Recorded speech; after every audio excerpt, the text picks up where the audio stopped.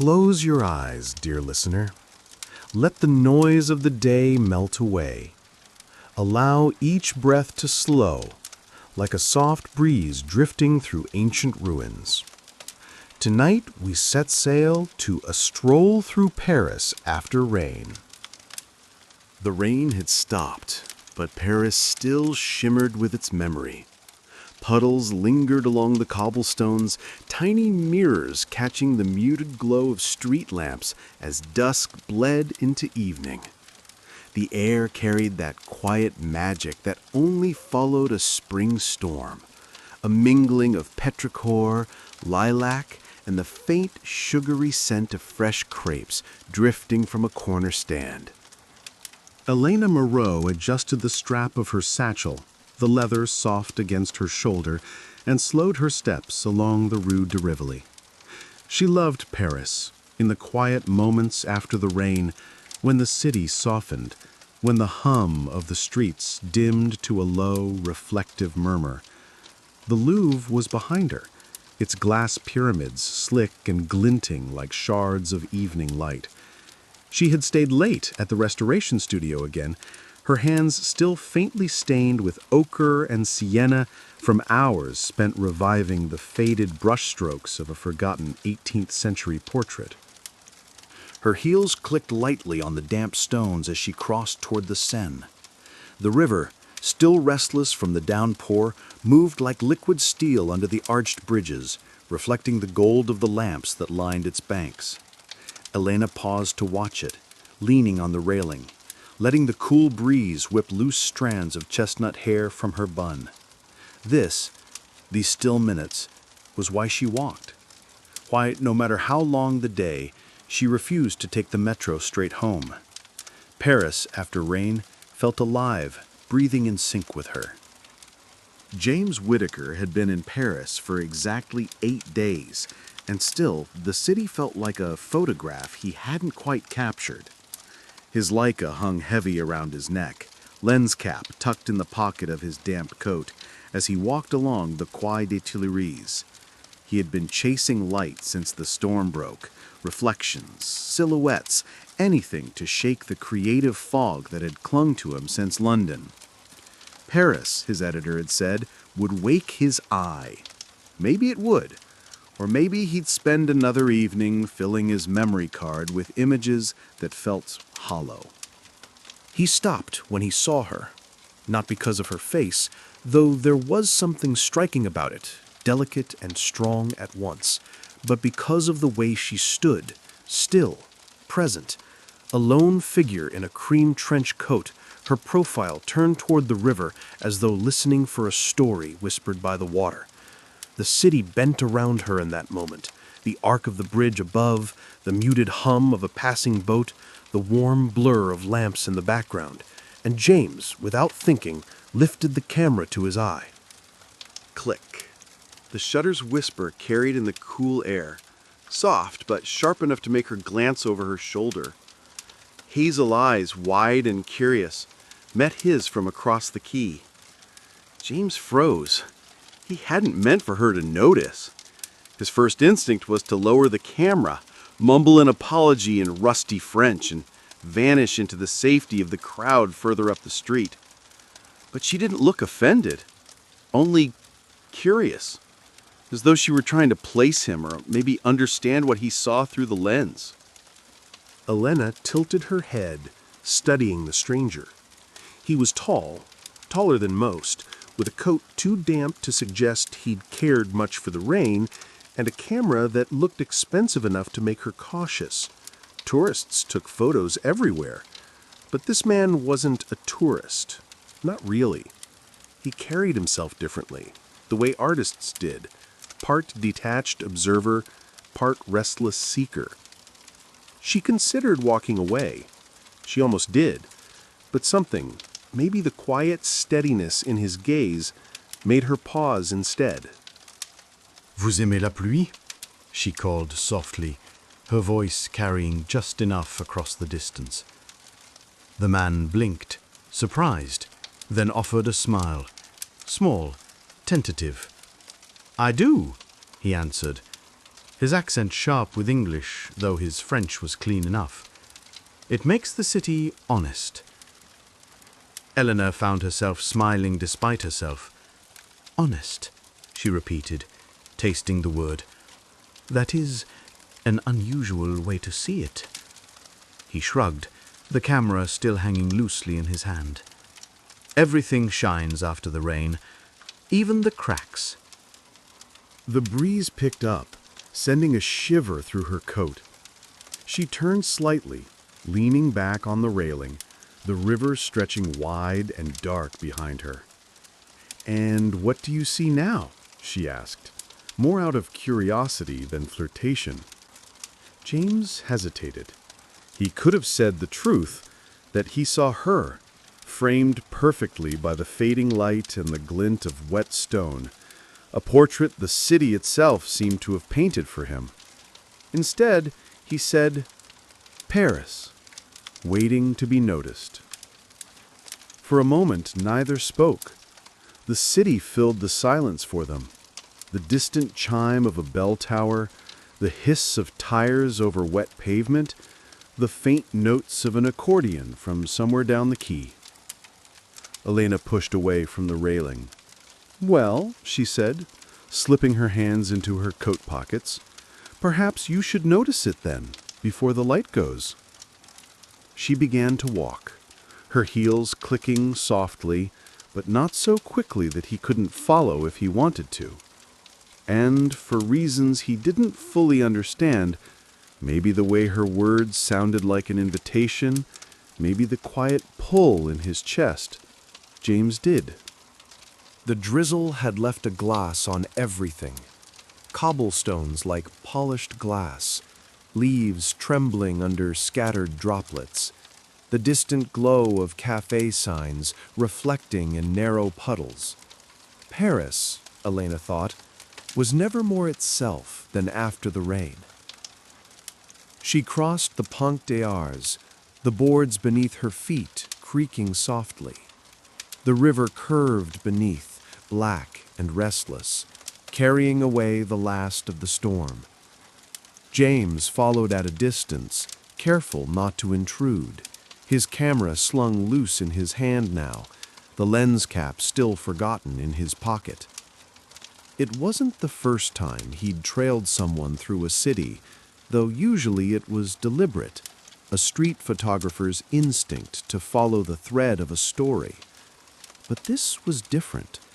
There was no frame yet, no composition in his head, only the quiet pull of her steps and the soft rhythm they made against the wet wood. Elena glanced over her shoulder. She didn't slow, but she didn't quicken her pace either. "You're not from here?" she said, her voice carrying easily over the hush of the evening. "No," James admitted, a faint smile in his voice. "London. And you?" "Paris," she said simply, turning her gaze forward again. "All my life." "All your life in one city," he murmured, as though tasting the idea. "Doesn't it ever feel small?" Elena hesitated at that, her hand brushing the railing, fingertips tracing the moisture left by the storm. "Paris is never small," she said at last. "It's only layered. You could spend a lifetime here and never see all of it, never know all of it." James let that settle between them. He could feel the truth in her words, the way the city stretched beyond sight, alive and breathing. The soft hum of music spilled from a nearby cafe, notes curling like smoke into the damp air. Elena slowed when they reached the edge of Rue de Seine, where a narrow shop front glowed warm against the cool evening. "Coffee?" she asked, without looking at him, her tone light, almost casual. James blinked. Yes," he said, the words slipping out before his mind could catch up. The cafe was nearly empty, its windows fogged faintly from the warmth inside. The floor was a patchwork of old tiles, the walls lined with shelves of books and framed black and white photographs of Paris, long before either of them had been born. Elena chose a table by the window. She unbuttoned her coat, draping it over the chair, and sat with the easy grace of someone who had been here often. James took the seat opposite her, awkward at first, setting his camera carefully on the table between them, like a quiet declaration of who he was. The waiter arrived with a smile that suggested he knew her, though he said nothing beyond a polite bonsoir. She ordered in fluent French, a café crème for her, espresso for him. And when the waiter moved away, silence folded around them again, not heavy, but tentative, like the first pages of a story not yet written. "You take pictures," Elena said after a moment, her gaze drifting to the Leica on the table. "I try," James said, fingers brushing the strap absently. "For work?" "For everything," he admitted, "but mostly work. Travel magazines, documentaries, cities that aren't home." "And Paris?" she asked. He hesitated. "Paris is complicated. It's been photographed to death. Everywhere you look, someone's already found the perfect frame. But," his eyes flicked toward her, almost shyly, "sometimes you find something no one else has seen yet." Elena tilted her head, as though deciding whether to take that as flattery. "And you think you found that?" James gave the smallest of smiles. "Maybe." Their drinks arrived, steam curling up in soft tendrils that blurred the glass between them. Elena stirred her coffee slowly, eyes dropping to the small silver spoon, tracing circles in the cup. She wasn't used to this, the quiet weight of someone's gaze settling on her, not as a passerby, but as though she were part of the frame, the subject. "You're not what I expected," she said finally.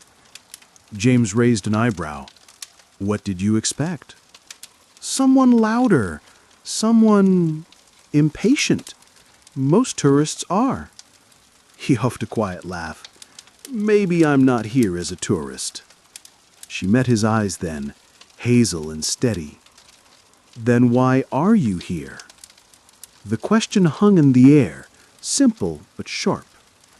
James searched for the right answer and found only the truth. "To remember what it feels like," he said softly. Elena blinked. "To feel what?" "Everything," he murmured. Outside, the rain began again. Light, hesitant drops that tapped against the windows, like the soft percussion of an old record. Street lamps flickered on one by one, their golden halos blooming in the mist. And in that quiet cafe, over coffee that had gone just lukewarm, something began to settle between them. Not loud, not immediate, but steady, like the first hum of a song you don't yet know, but already love. The soft patter of rain filled the spaces between their words. James found himself watching her more than the window now, the way her hazel eyes followed the drops streaking down the glass as though tracing invisible lines across the city. The faint curl of hair that had slipped loose and now clung damp against her neck. She wasn't trying to be beautiful, and maybe that was what made her so magnetic, this quiet unawareness of her own gravity. "What do you restore?" he asked, finally breaking the silence. Elena's gaze flicked back to him, a trace of amusement playing at the corner of her lips. "Paintings? Mostly 18th and 19th century, sometimes older." James leaned forward, his espresso untouched, forgotten. "You bring old things back to life." Her smile softened. "Or at least I try to stop them from fading completely." She tilted her head slightly, studying him now. "And you? You take moments that don't last and make them last forever.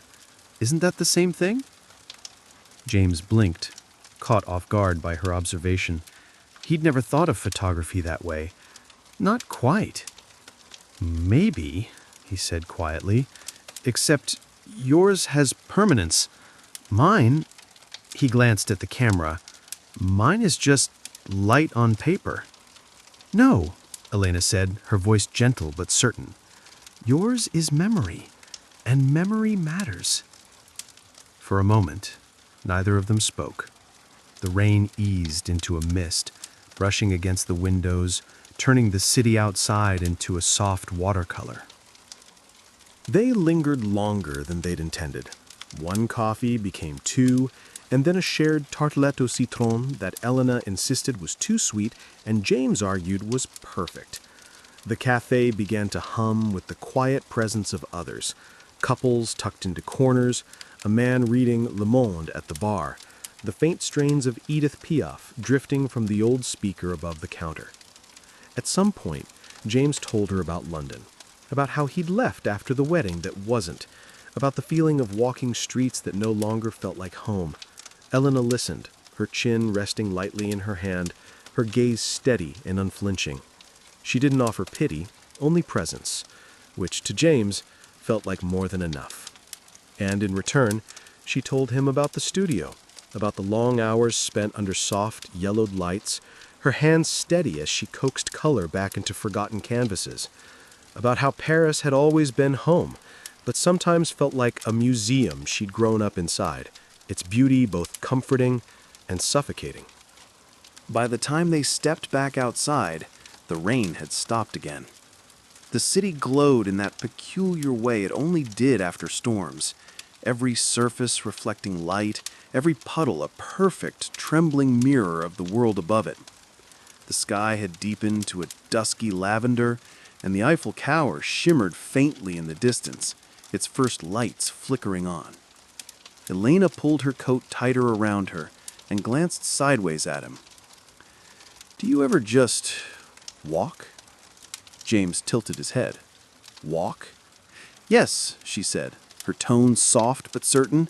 "No map, no camera, just walk." He hesitated, then admitted, "Not in a long time." "Then you should," Elena said, already stepping forward, her heels clicking against the damp stone. She didn't look back, but something in the curve of her smile told him she knew he'd follow. And he did. They moved through the streets like that, two quiet figures tracing the spine of the city, past shuttered bookstalls along the river where the scent of damp paper lingered, past narrow alleyways where ivy curled against wrought iron balconies, past cafes still alive with soft laughter and the clinking of glasses.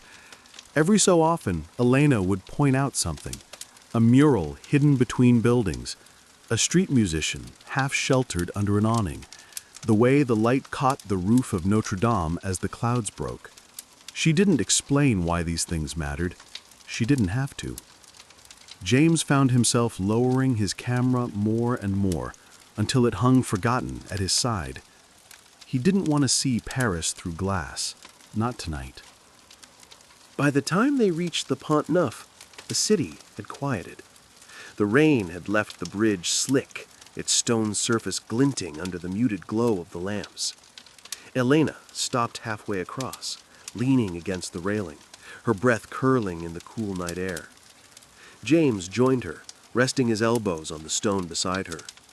Below them, the scene rolled dark and steady, carrying reflections of the city lights like threads of liquid gold. "It's strange," he said softly, his voice almost lost to the hum of the river. "What is?" "How a place can feel like it's been waiting for you," James said, "even if you don't know why." Elena turned to look at him, her expression unreadable in the shifting light. "Maybe," she said, "it isn't the place that's waiting. Maybe it's you."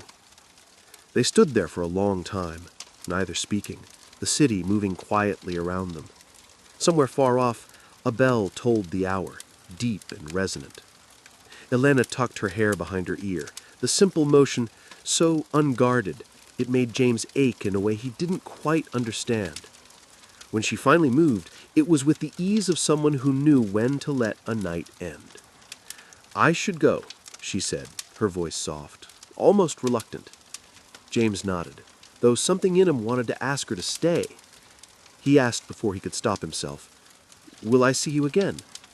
Elena paused, the corners of her lips curving just slightly. "Paris is small," she said, and with that she turned, her steps quiet and steady, as she disappeared down the slick-lit street, leaving him standing on the bridge with the city glowing around him. And though he didn't know it then, James was certain of one thing. This was not the last time he'd see her. James stayed on the bridge long after she was gone. The city had quieted to a hum, the rain clouds rolling east, leaving the air sharp and clean. He leaned against the railing, his fingers resting absently on the cold iron as he watched the Seine pull threads of light through its dark current. He raised his camera once, then lowered it again. There was no frame for this.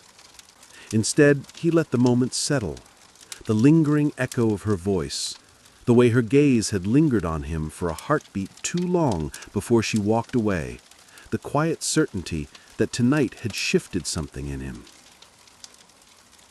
Elena's footsteps carried her along the narrow streets of the left bank, each one echoing faintly against the damp stone. She wasn't sure why she hadn't turned him away. Normally she did. She had learned to build quiet walls, to keep her world small and safe. Paris was a city full of brief encounters, moments as fleeting as the bubbles rising in champagne flutes, and she had no interest in being anyone's fleeting moment. And yet, there had been something in the way he looked at her, not possession, not expectation, just quiet attention. As though in that brief instant by the river, the city had fallen away and he had seen her, not as a stranger in the crowd, but as something worth stopping for. She tucked her hands deeper into her coat pockets and exhaled into the night air, not ready to name whatever it was she felt. Not yet.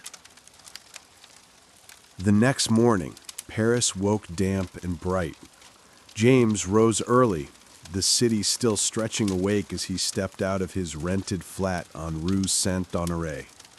The light was soft, filtered through thin clouds, the kind of morning that promised another restless spring day. He found himself wandering without direction, camera in hand, his feet carrying him through streets that were slowly filling, vendors setting up their stalls, cafes opening their doors, the scent of bread and coffee spilling out onto the sidewalks. He told himself he wasn't looking for her, that he was only chasing the light.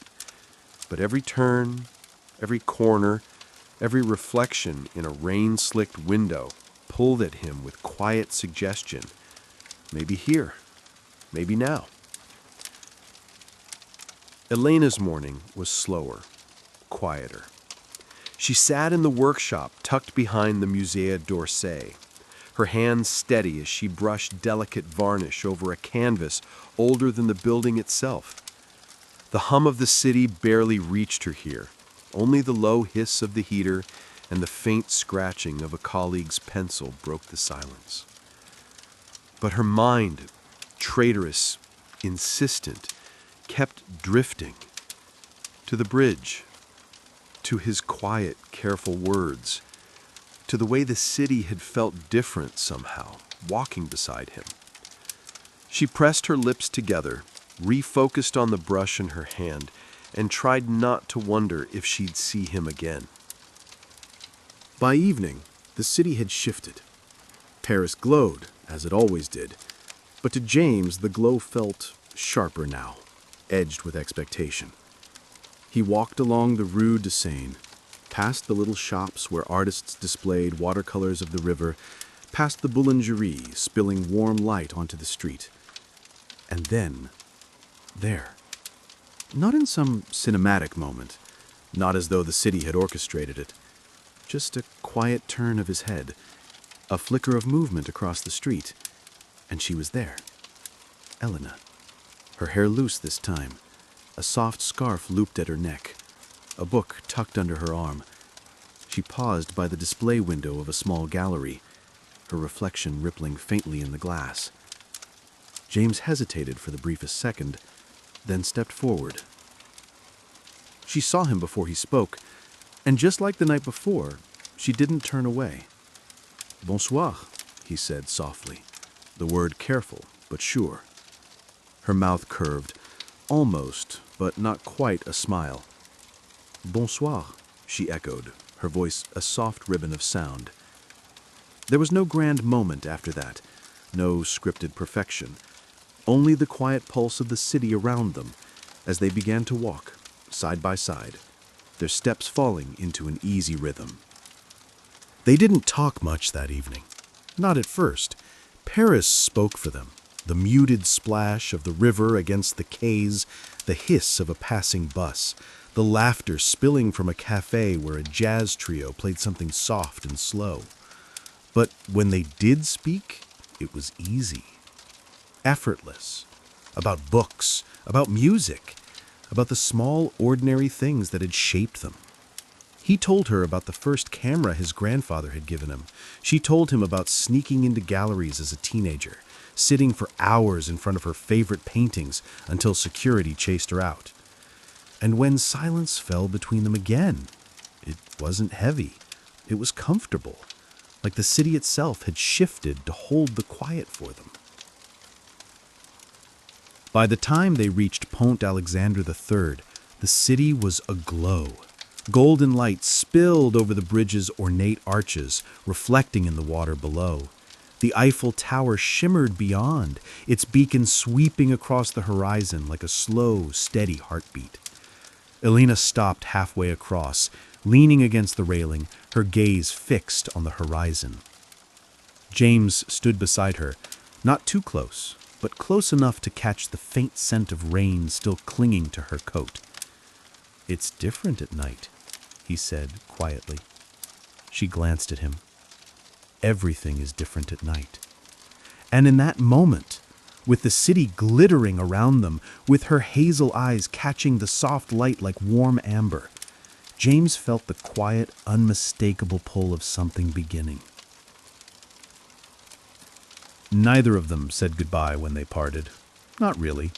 Only a quiet nod, a glance that lingered a heartbeat too long, and then the soft sound of footsteps fading into the Paris night. And though neither would admit it, not to themselves, not yet, both of them knew, with a strange and certain clarity, that this was the start of something neither of them had been looking for, but both of them had already begun to need.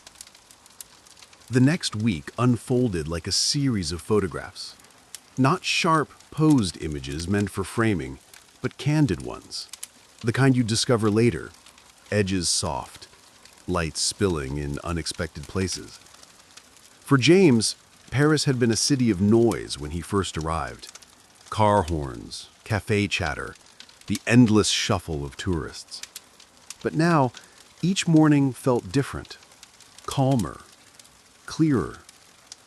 Because somehow, in the quiet of their evenings, Elena had threaded herself into the fabric of the city, until every street corner carried the possibility of her. It started with coffee. A Tuesday morning that hummed with the low promise of rain.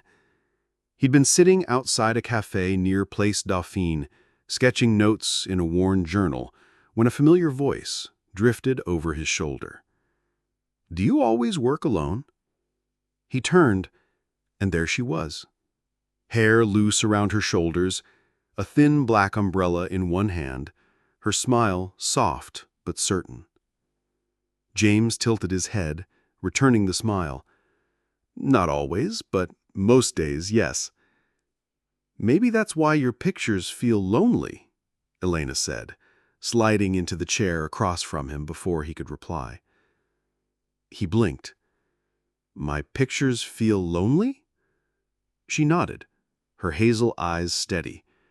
"Not empty, just as though you're waiting for something to happen." James considered that, tracing the rim of his cup. And what if I am? Her mouth curved into the faintest smile. Then maybe you're in the right city. Their meetings after that became a quiet kind of routine, sometimes planned, often not. A chance encounter near the Musée Rodin that turned into an afternoon wandering gardens still slick from a morning storm. A shared table at a tiny bookshop cafe where she introduced him to strong, bitter coffee and the poetry of Prévert. Quiet hours spent on the banks of the Seine, their shoes off, their toes grazing the cool surface of the water as the city dimmed into twilight. And every time, the conversations stretched longer, about art, about travel, about the quiet, unspoken fears they carried but rarely named.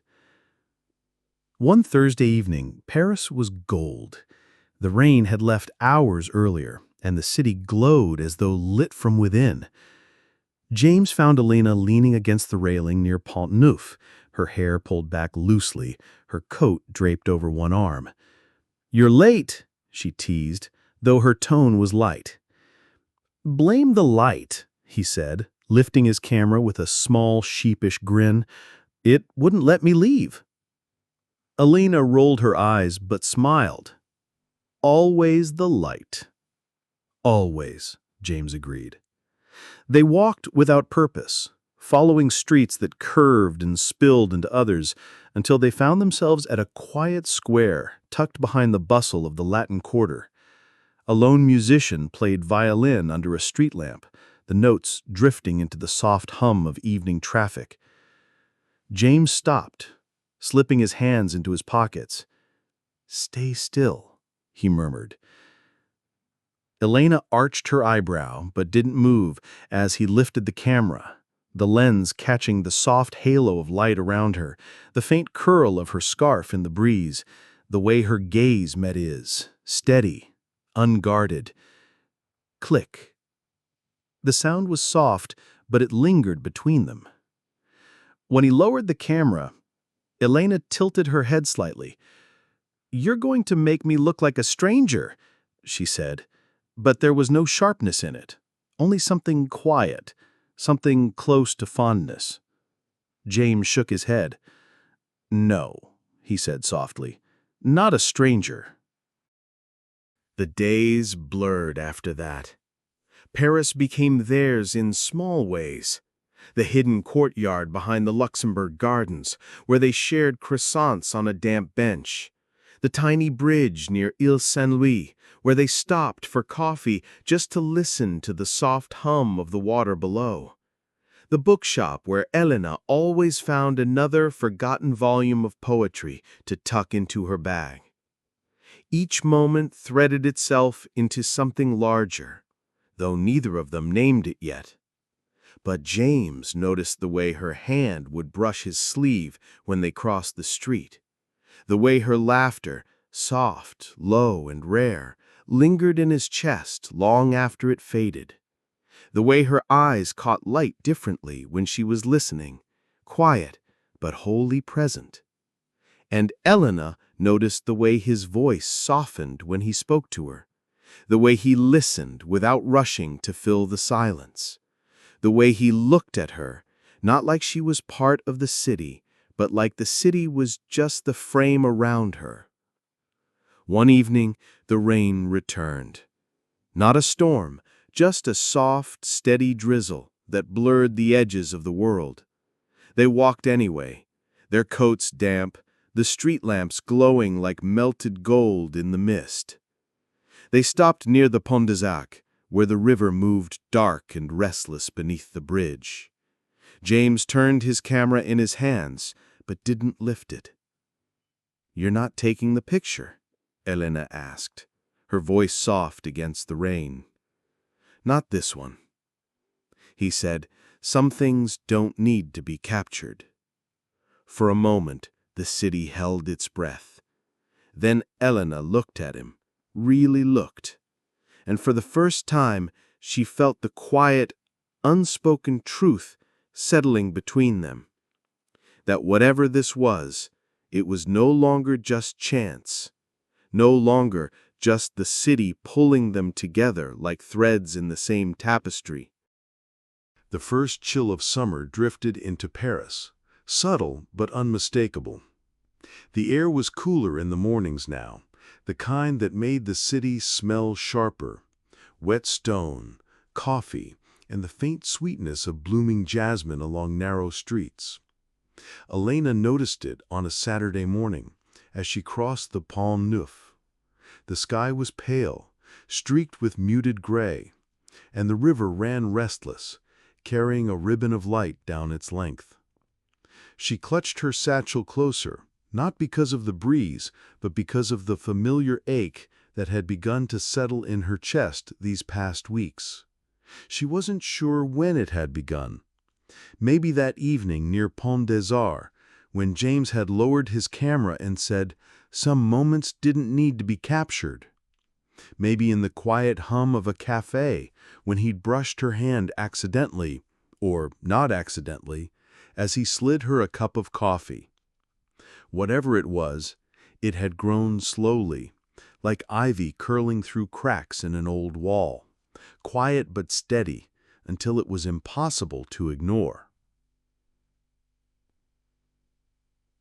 James felt it too. He woke that same morning with Paris framed in the soft blue of dawn and the quiet hum of rain against the window. His camera lay on the table, a silent witness to his restless nights. Dozens of photographs, and yet none of them enough. Not of her. Every frame felt inadequate, too distant, too still, unable to capture the quiet gravity that seemed to hold him when she was near. That evening they met near the river. It hadn't been planned, it rarely was, but when James saw her leaning against the stone railing, hair loose and damp from the mist, a book open in her hands, he felt that quiet click in his chest. "Elena," he said softly, careful not to startle her. She glanced up, her mouth curving when she saw him. "James," she replied, closing the book with a soft snap. "Reading anything good?" he asked, stepping closer. "Prévert," she said, tilting the slim volume so he could see the faded cover. "I always come back to him." "Why?" "Because he makes the simple feel infinite, like even the quiet things matter," she said after a moment. They walked without direction after that, their conversation drifting with the rhythm of their steps.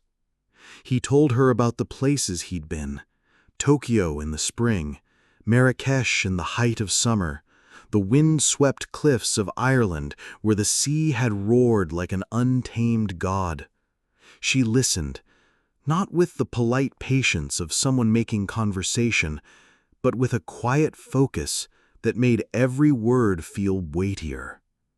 And when she spoke, about her childhood in Paris, about the father who had left too soon, about the mother who had taught her to love art but not herself, James didn't interrupt. He only listened, his gaze steady, as though every syllable deserved to be held. The city blurred around them, cafes glowing with amber light, rain-slicked streets reflecting the shimmer of car headlights, the soft hum of distant music rising from a bar tucked down a narrow lane. By the time they stopped, it was near midnight, the streets quiet, but not empty. They found themselves in a narrow courtyard lit by a single lantern, its glow warm against the pale stone walls. James turned to her, something unspoken threading through his gaze. "Elena," he began, but the rest caught in his throat, tangled and heavy. She looked at him, her eyes steady but unreadable. "Yes?" He hesitated. His voice faltered, softer now. "I don't want to leave Paris." The words surprised them both. For a moment, the only sound was the quiet drip of water from the eaves above, the steady hum of the city settling into sleep. "You don't have to," Elena said, finally, though her tone held something sharp, something fragile. James shook his head. "It's not that simple. The job, always the job," she murmured, not unkindly, but with a sadness that threaded itself through the quiet between them. "Elena," he reached for her hand, stopped himself halfway, fingers curling into his palm instead. "This, whatever this is, it's different. You know that." Her breath caught, sharp and quiet, though her gaze didn't waver. "Yes," she said, "I know."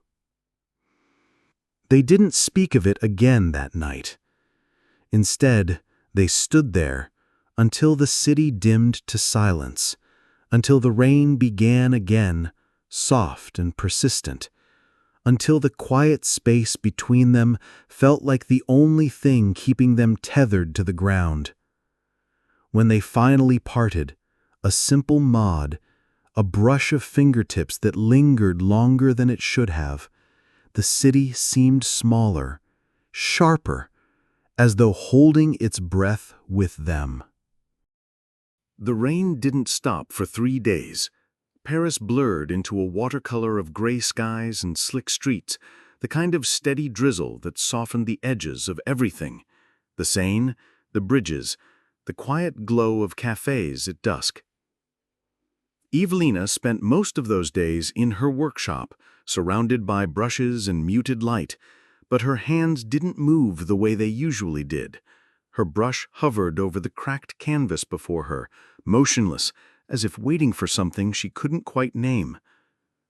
Every time her phone buzzed, her heart lifted and fell again when it wasn't him. James had left the city. Not for long, he'd said, just a few days. A quick assignment in Amsterdam, fashion portraits for a client who wouldn't wait. He'd said it casually as though it didn't matter, but she'd seen the way his eyes lingered on her as he spoke, the way his hand had almost reached for hers. And then he was gone. The city felt different without him. She still walked her usual routes, along the Seine, through narrow streets where the rain gathered in small rivers at the edges of the stones, but everything felt quieter, empty almost. She caught herself standing near their usual cafe on the second night, gaze fixed on the empty table by the window. She told herself it was silly. She told herself it was nothing. But still, she waited. James, meanwhile, found himself restless in Amsterdam. The hotel room was immaculate, white sheets and high windows overlooking the city, but it felt sterile, wrong. He worked through the shoots mechanically, his camera clicking through moments that should have felt effortless, but didn't. Every quiet moment his thoughts drifted back to her, to the way she tucked a strand of hair behind her ear when she was thinking, to the softness in her voice when she said his name. And for the first time in years, James Whittaker, who had built a life out of never staying still, found himself wanting to return somewhere. No, not somewhere. Someone. By the time he returned to Paris, the rain had stopped. The city glowed with that rare, fleeting clarity that came only after a storm. Streets scrubbed clean, the air sharp and cool, the sky an impossible shade of blue. He went to the café first, half expecting, half hoping to find her there, but the table by the window was empty.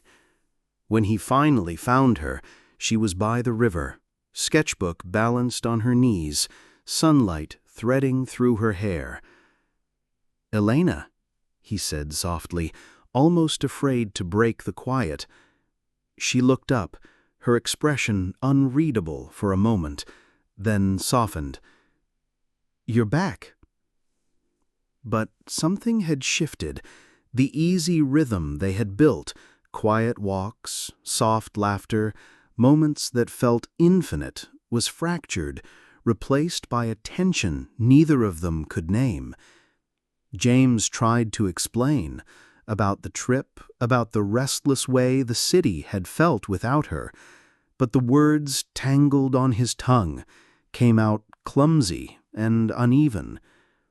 And Elena, though she listened, though her eyes stayed steady on his, felt that quiet ache in her chest sharpen, because she realized with a suddenness that startled her that she was afraid of what it would mean if he stayed, and more afraid of what it would mean if he didn't. That night, as Paris hummed softly beneath their feet, they stood on opposite sides of the quiet street outside her building. Neither spoke. The city, for once, felt too still, too heavy. The silence stretched between them like a taut thread, delicate and dangerous. Elena stood near the doorway of her building, fingers curled around the strap of her satchel. James was a step back, the golden spill of the streetlight brushing the edges of his hair, making him look both close and impossibly far away. "Did you—" her voice caught, softer than she intended. "Did you like Amsterdam?" James hesitated. The question was simple, harmless even, but there was something in her tone, fragile and guarded, that made his answer falter. "It was work," he said finally, "nothing more." The words were true, but something in the way they fell, flat, uncolored, made her chest tighten. Later, she told herself she was imagining it. The way his gaze had flickered away too quickly. The way his hands had curled into his pockets, as if to stop himself from reaching for her. But imagination or not, the thought rooted itself in her mind. The following days were quieter. They still met, at the cafe, along the river, in the little bookshop tucked behind Rue Saint-Honoré. But there was a new edge to their conversations, a carefulness that hadn't been there before. James noticed it in the way she laughed, softer, like she was keeping a part of herself hidden. Elena noticed it in the way he hesitated before speaking, as if afraid of saying the wrong thing. Neither of them asked. Neither of them said what they wanted to say. One evening, a Thursday, they walked through the Marais just after sunset. The streets glowed amber, the hum of the city rising around them, clinking glasses, distant music, the muted chatter of lovers leaning too close. "Elena," James said finally, stopping near the corner of a quiet square.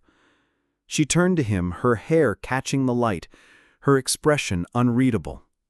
"Yes?" He paused, his throat tight.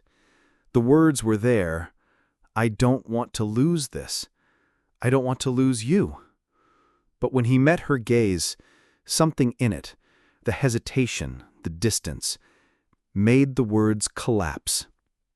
He said nothing, instead, forcing a smile that didn't reach his eyes. "It's nothing." That night, Elena lay awake in her narrow bed, staring at the ceiling as the city outside settled into quiet. She thought of the way he'd looked at her, like he wanted to say something, like the words were caught somewhere between them.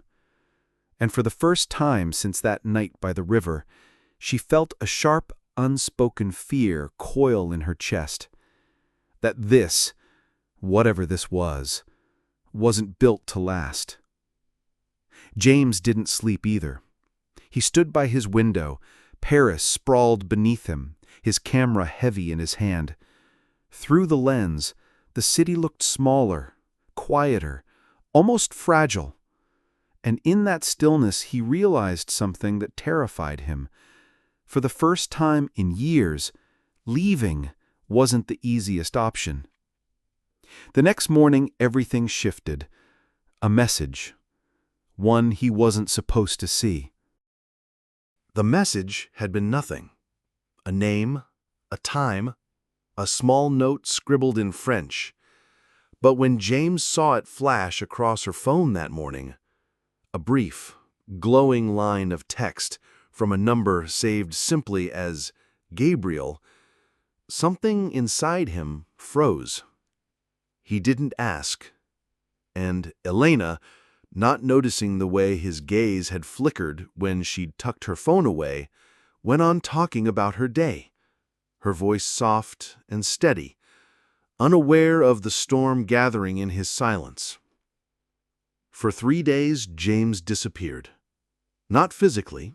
He was still in Paris, still taking pictures, still walking the same streets. But there was a distance in him, sharp and cold. Elena felt it in the way his messages grew shorter, in the way their calls dwindled to nothing but polite check-ins, words that felt rehearsed. By the 4th night, she stopped waiting for his name to light up her phone. Paris turned restless. The rain returned, steady and cold, blurring the edges of everything again. Elena threw herself into her work, painting until her hands ached, until the sharp ache in her chest dulled to something quieter. But every brushstroke, every splash of color, seemed to carry his name. James stayed away because he didn't know what to do with the weight of what he felt. He told himself he'd imagined it, the way she'd smiled at the text, the warmth in her voice when she'd read the reply. But imagination or not, the thought clawed at him until the city felt too small, too loud. And so he did what he always did when things grew too heavy. He ran. It was late evening, almost midnight, when he finally returned to her. The rain had stopped, leaving the streets slick and glistening under the glow of the street lamps. The Eiffel Tower shimmered in the distance, its lights scattered across the surface of the Seine like falling stars. Elena was there, where she always went when her thoughts were too loud, sitting on the worn stone steps that curved down to the river. She didn't look up when he approached. James. Her voice was quiet, almost lost to the soft rush of water. Elena, he breathed, and for a moment neither of them moved. I thought, she swallowed, eyes still fixed on the water. I thought you'd gone. His chest tightened. I almost did. Finally she looked at him. Her eyes were tired, shadows blooming beneath them, but steady, steady in that way that always undid him. Why? He exhaled, the breath unsteady. Because I didn't know what this was. Because I saw a message from someone named Gabriel? A pause. Then, softly, almost incredulous, Gabriel? She laughed, quiet and breathless, shaking her head. He's my gallery agent. He was confirming the showcase next month. The silence that followed was sharp, filled with everything unsaid. And then, quietly, Elena stood and closed the space between them. You could have asked, she whispered. James swallowed hard, his voice rough. I was afraid of the answer. Her gaze softened, the distance between them shrinking with every heartbeat. You don't have to be, she said. Not with me.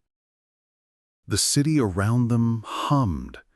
The quiet lap of the river, the distant hum of a passing boat, the muted glow of Paris settling into night.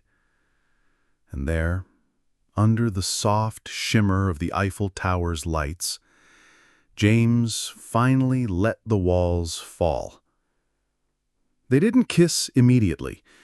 It was slower than that. A quiet leaning, a shared breath, the kind of closeness that spoke of something deeper, something that didn't need words. When their lips finally met, it wasn't fireworks.